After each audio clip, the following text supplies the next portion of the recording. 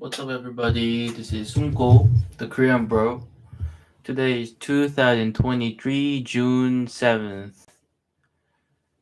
Okay, let's see what articles do we have tonight. These days, we're doing really great. I mean, all the stock price goes up, and uh, it's a bullish market, right? Anyway, let's see what author has to say about the trend and what other things that a lot of author has to say. Let's see. Can this high yield stock pay down debt and support its dividend at the same time? The high yield bank is still growing despite a merger failure. If you'd invested $1,000 in Visa in 2013, this is how much you would have today. Okay. Mm-hmm.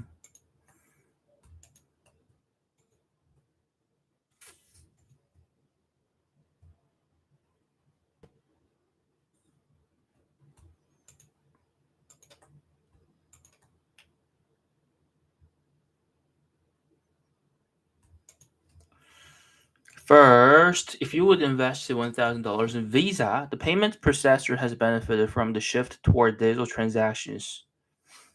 Visa's revenue and net income have soared. The company is in position to continue its strong performance in the years ahead. The popularity of using credit cards.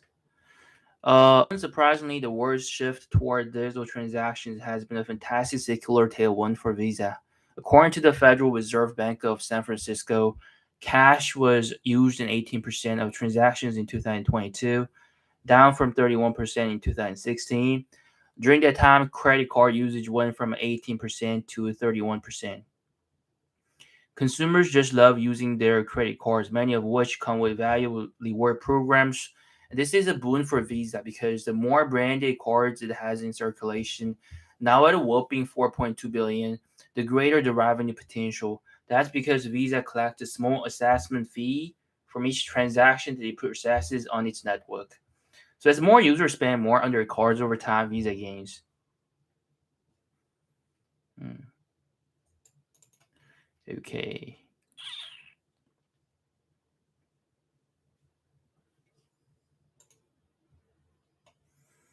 Apple stock as overpriced as its Vision Pro has said. Shares of Apple hit an all-time high ahead of its WWDC announcement. Shares trade at relatively high P/E multiple for Apple, but shares may still be worth it for investors. Is Apple worth it? Despite the high price tags, Apple's products are typically worth the price. While the Vision Pro's value may still be up for debate, the stock still looks like a good deal despite the P/E ratio climbing above 30. Apple's stock price supported by the pile of cash sitting on its balance sheet. Um, as of the end of the second quarter, Apple had $166 billion in cash and securities on its balance sheet. While it used that to access that cash, it still had $107 billion in debt on the balance sheet, leaving it with $59 billion in net cash. Meanwhile, it generated nearly $100 billion in free cash flow over the past year, and the outlook remains strong for it to keep the cash machine running. That consistent cash flow and massive stockpile on its balance sheet gives Apple a lot of room to keep buying back shares of the stock and support its stock price. It bought back $39 billion worth of stock in the first half of 2023, and the board authorized a new $90 billion share repurchase program in May. The consistent sales of iPhones and the growth of Apple's high margin services businesses are the reasons to buy Apple. It's a cash cow that allows to return massive amounts of money to shareholders while still investing in products for the future. Like Vision Pro, so even if Vision Pro is an absolute overpriced flop, Apple will walk away largely unscathed.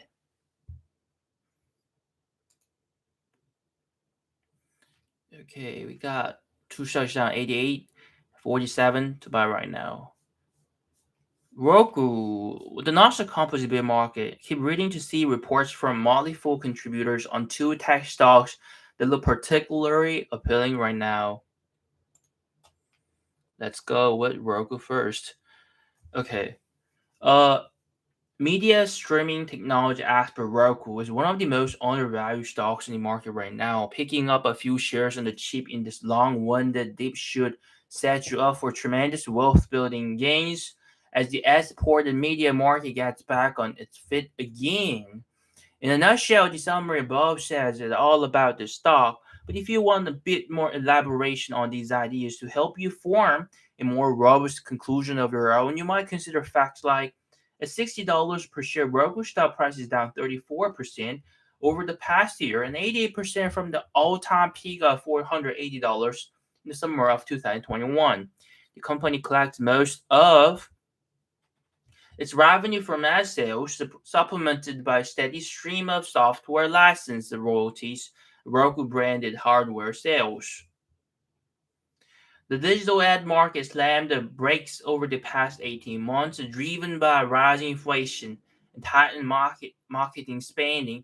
The assumption among traders is, why buy ads if nobody has the budget to go shopping, right? Mm. Inflation is clearing up now. Many signs point to a healthier ad market. Mm. Many signs point to a healthier ad market in the second half of 2023 and beyond. When the global economy finally allows a full throttle recovery, you should see Roku get back to double-digit sales growth in no time flat. Even now, the top line's compound annual growth rate works out to 43% over the past 5 years. Signs point to a healthier ad market in the second half of 2023 and beyond. When the global economy finally allows a full throttle recovery, you should see Roku get back to double-digit sales growth in no time flat. Even now, the top line's compound annual growth rate works out to 43% over the past 5 years. Meanwhile, Roku's quest for global domination of media streaming platforms continues unabated, with promising gains in places like the UK and Brazil. Roku's growth train is ready to leave the station as soon as ad buyers loosen their purse strings again. Until then, you can pick up Roku shares at the modest valuation of 2.6 times sales. That's not only low by Roku's historical standards, but it's affordable even for stocks in the slow growing value category. I will double down on my Roku position several times over the past year. It's still the first stock I look at when I have free cash to invest.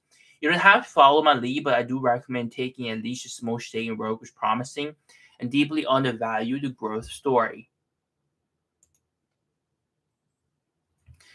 Airbnb is the first name in home sharing, but the fast growing travel stock left some early investors out in the cold. Shares are down 47% from their peak in early 2021, shortly after its IPO. However, Airbnb looks well positioned to be a long term winner for a number of reasons. First, the stock is affordably valued for its growth potential. Airbnb is chasing a multi-trillion-dollar addressable market in travel and related experiences, while the stock trades at a price-earnings ratio of 38.6, only modestly more expensive than stalwarts like Coca-Cola or Procter& and Gamble. On an enterprise value to free cash flow basis, the stock is even cheaper, trading at a ratio of just 17.4. That underscores one strength of Airbnb's business model. It generates pile of cash. That's partly because the company collects money from its guests before their bookings take place, but it's also because of Airbnb's asset-light business model. Though the company has more rooms available than any other hotel chain at around 6 million, it doesn't have to own or operate any of them, meaning it spends almost nothing on capital expenditures. Hmm. So author's pick is Roku and Airbnb. Charging is now moving to a central standard.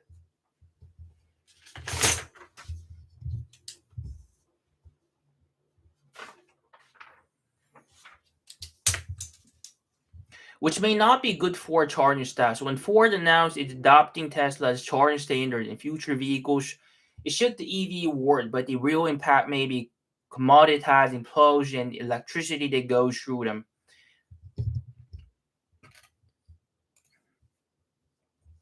A tech bull market is coming, one growth stock to buy and one to leave behind. The Nasdaq 100 Technology Index is surging in 2023, but it remains down 12% from its all-time high. Economy challenges like high inflation and rising interest rates appear to be resolving, which could drive further upside. CrowdStrike stock should benefit, but Robinhood will likely continue to struggle.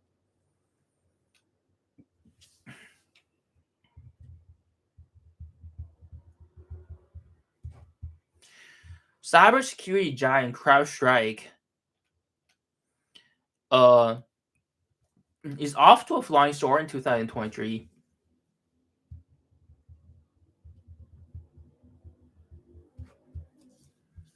The stock has soared 46% so far, outperforming the Nasdaq 100 index, which is up 34%.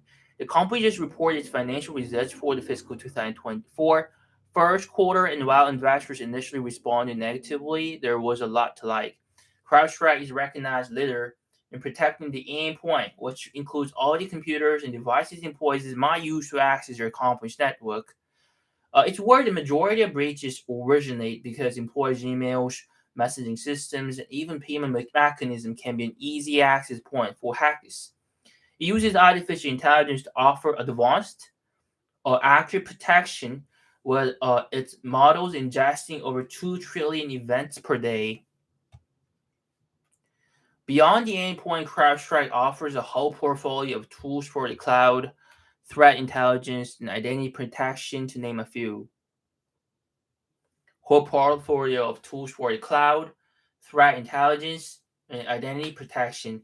Think of the company's platforms like a giant neural network. The more customers are joined, the more data its AI models ingest, the more those models learn, and the better the protection is for everybody. Like many innovative technology companies, CrowdStrike has always prioritized investing in growth at the expense of profitability. Its strong balance sheet with $2.9 billion in cash equivalent and short-term investments, so it can afford to absorb net losses so long as customer growth and revenue growth remain strong. But given the tough economic conditions right now, investors have pushed CrowdStrike to focus more on achieving profitability, and the company has opted. CrowdStrike quarter first revenue came in at $692.5 million. It was a 42% year over year increase, but it slowed down from a 61% the same period last year. Why? Because the company slowed the rate of increase in its operating cost to help improve its bottom line results. It worked after stripping out one-off and non-cash expenses. CrowdStrike generated a record non-GAAP net income of $136.3 million and also delivered a modest GAAP net income of $0.5 million. These positive results should give investors confidence because they prove the company is capable of standing on its own to feet by operating profitably.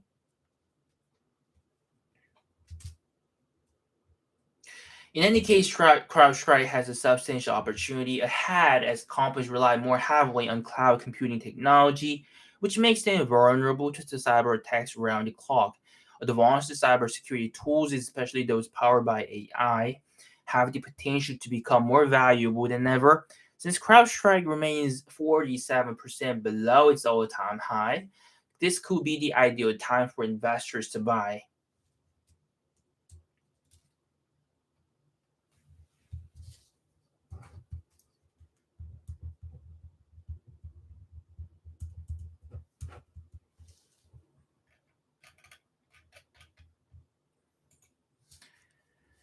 Next, so the other things that Robinhood uh is not the one that he would recommend because it's still struggling. Whereas CrowdStrike is one that he recommends because um its model is very stable since what they're doing is a thing that helps a lot of people in the near future and currently at this point, because you know as a person who works in the office myself, I use a lot of devices like computer and like fax machine and stuff like that. And what CrowdStrike do is they provide cybersecurity for the endpoints, such as yeah, devices. So, but like for hackers, they would target devices inside the company, right? So CrowdStrike is solution. Mm. And they even use AI model. So uh, by gaining more users, they can train AI. Uh, the more data that comes in, the more intelligent it becomes. So uh, since they are the leader in their realm, they are expected to grow even more. So at this point, CrowdStrike is the one that he recommends. I didn't read an article about Robinhood, but I'll just keep on that.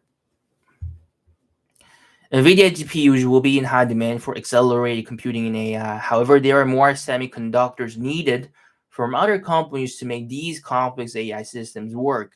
On a pure place, these three beneficiaries are much cheaper than NVIDIA and should be also booming AI revenue.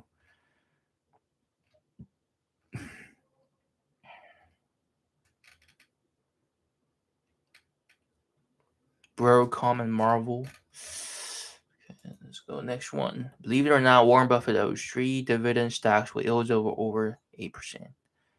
Ares Capital, Group Capital, Vitis Energy Capital.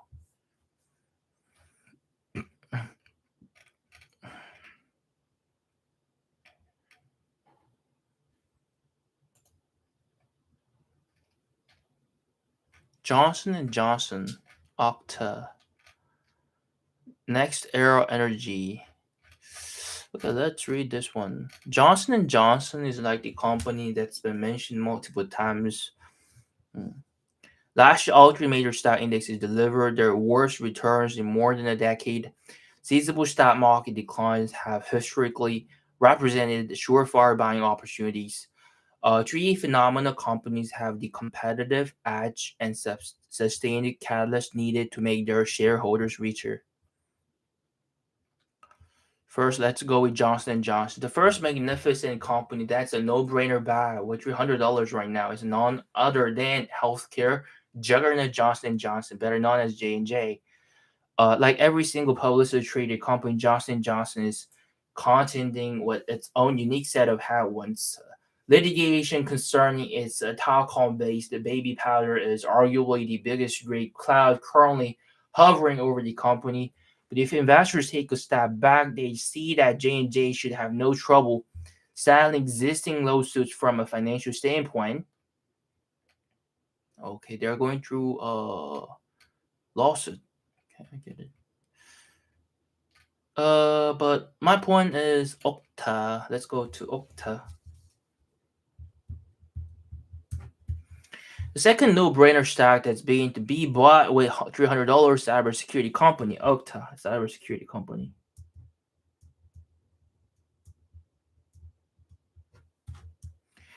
A quick glance at Okta chart clearly reveals that Wall Street wasn't thrilled with the company's fiscal first quarter operating results, which were released last week. Shares fell approximately 20% after failing to live up to outsized growth expectations. While double digit declines are never fun in the short run, they're just the open invitation investors with cash at the ready need. One of the reasons Okta stands out is the phenomenal buys nature of the cybersecurity industry, with data migration into the cloud accelerating at a rapid pace. Cybersecurity industry, with data migration into the cloud accelerating at a rapid pace, third-party providers like Okta are increasingly being relied on to protect sensitive information. No matter how well or poorly the US economy performs, cybersecurity solutions are effectively a basic necessity. Okta makes its home as an identity solutions provider. More specifically, Okta's platform is cloud native and it relies on artificial intelligence and machine learning to evolve over time. In short, Okta's platform is enhancing access and observability solutions for businesses utilizing software as a service solutions, and its platform is becoming increasingly more efficient, recognizing and responding to potential threats. Despite Okta's swan diving following its earnings release, virtually all of the company's key performance indicators are heading in the right direction, whereas its total customer count has risen by 69% to just north of 18,000 over the trailing 2 year period. The number of customers generating at least $100,000 in annual contract value has effectively doubled over the same stretch. Landing the big fish is important to validating its identity platform and growing its SaaS backlog. Furthermore, it's not just new customers that are driving its sustained double-digit growth rate. Over the past 9 quarters, Okta's trailing 12-month dollar-based net retention rate has stuck between 117% and 124%. Put simply, this means existing clients are spending between 17% and 24% more on a year-over-year basis. The final catalyst for Okta is its acquisition of Auth0, which was completed in February 2022. Despite higher than expected integration expenses, Auth0's pros decisively outweigh its near-term cons. Auth0 opens the door for Okta to push into Europe's cybersecurity market, which should fuel sustained sales and profit growth. And now I have one question. What's the difference between CrowdStrike and Okta? That's the one question I have, and I'm going to do some research. Hmm.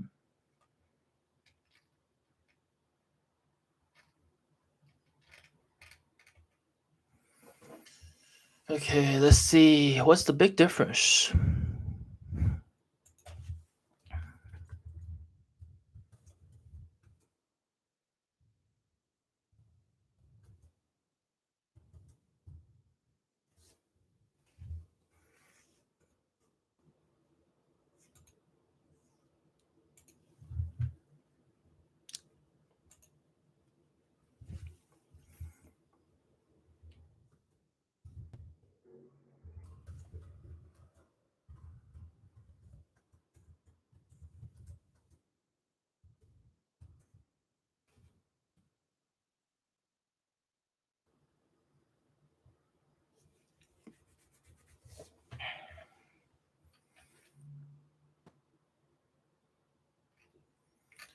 Okay, I just use ChatGPT to see the differences between these two companies.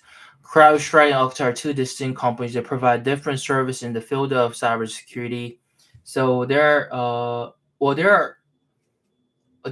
providing same kind of service, not same kind of service.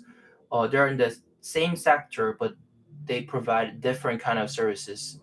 While both focus on aspects of cybersecurity, they address different areas and offer unique solutions. Here's a breakdown of the key difference between CrowdStrike and Okta. Mm.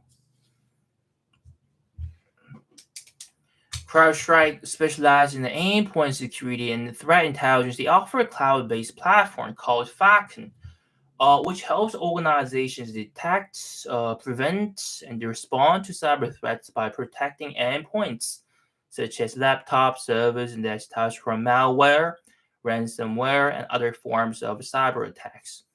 Okta, on the other hand, is a leading identity and access management provider. They focus on securing user identities and managing access to various applications, both on premises and in the cloud. Okta's platform enables organizations to manage user authentication and single sign-on and other identity-related services. So CrowdStrike provides services that can be used on devices like endpoint, but Okta provides services for like single sign-on and checking identity related services. Here's what they put. Services provided. CrowdStrike's primary service revolves around endpoint protection. Their platform leverages artificial intelligence, machine learning algorithm to identify and respond to advanced threats in real time. In real time, okay. CrowdStrike solutions include malware detection, threat hunting, incident response, and vulnerability management. Okta's main service revolves around identity and access management. They provide solutions for user authentication, SSO, multi-factor authentication, lifecycle management of user identities. Okta's platform integrates with various applications and systems, providing secure access and identity governance for employees, partners, and uh, access control. Integration partner CrowdStrike integrates with various security technologies and platforms to enhance overall cybersecurity defenses. They have partnerships and integration with other security vendors and provide APIs for integrating their endpoint protection capabilities with third-party security tools. Okta has an extensive network of partnerships and integrations with a wide range of applications, identity providers, and security vendors. Their goal is to provide seamless identity management across multiple systems and applications, ensuring secure and convenient access for users.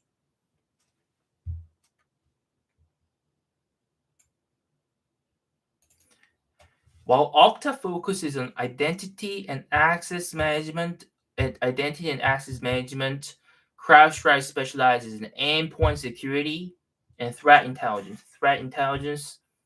and endpoint security, and while there may be some overlapping aspect in terms of overall cybersecurity, the primary services and target audiences of these companies differ, highlighting their unique value propositions in the market.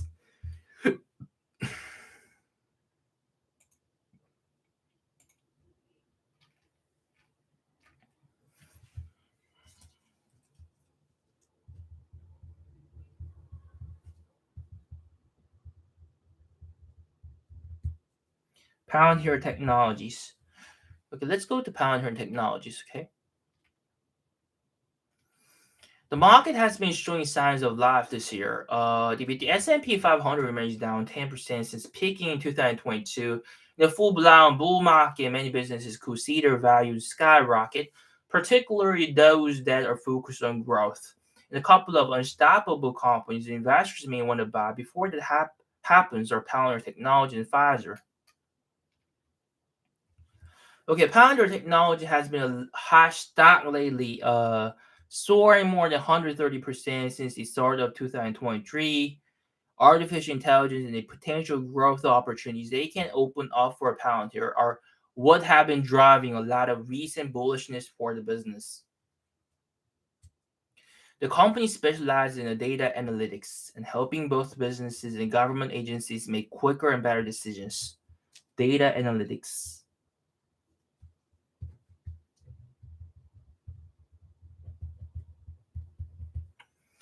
Helping both businesses and government agencies make quicker and better decisions. If AI can accelerate and improve that data analysis, that can enhance Palantir's offerings and improve its efficiency. It has recently launched a new product, artificial intelligence platform AIP, which promises to build everything faster with human AI collaboration, and demand has been taking off.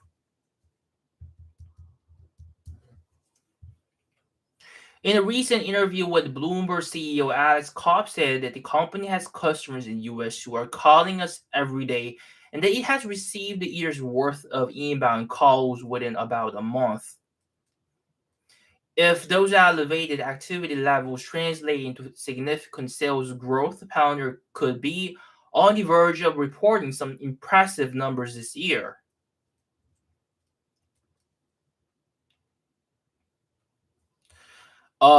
In 2022, revenue of $1.9 billion rose by 24%, and that's what the company's growth rate slowing down.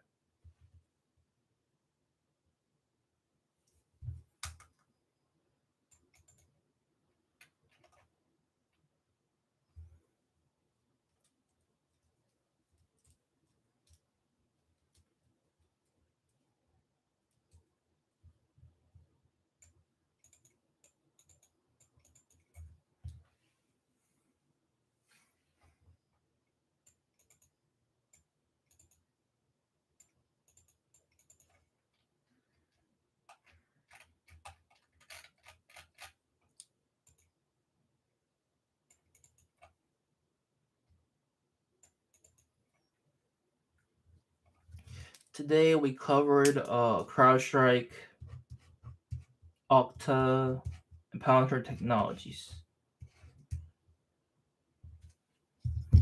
And what I'm going to cover next is last but not least, EPAM system. EPAM system went down 24% lately. And I'm like, oh, this is like buy point. But why the hell it went down that much? That's what I was curious about. Like all of a sudden it went down 24%. Probably not only just me, but also like everybody else would have questions. Hmm.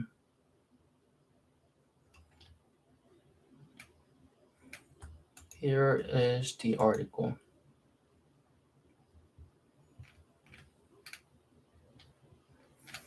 So, EPAM filed a press release and held a conference call today, recalibrating expectations for the current quarter and full year. This is somewhat surprising as the company just made its prior guidance on its quarter first earnings call 1 month ago on May 5th. The release management explained in the week since our quarter first earnings call, we've seen our clients become even more cautious with spending, specifically in the build segment of the global IT services market. After careful assessment of changes in our May and June forecast data, we've come to understand that pipeline convergence are occurring at slower rates than previously assumed. We're also seeing some reduction in the total pipeline.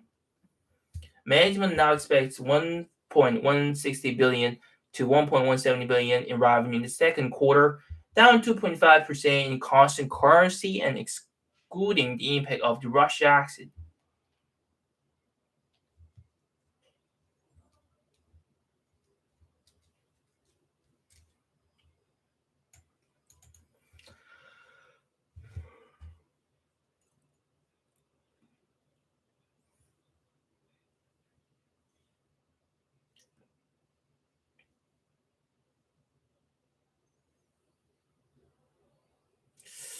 Hmm.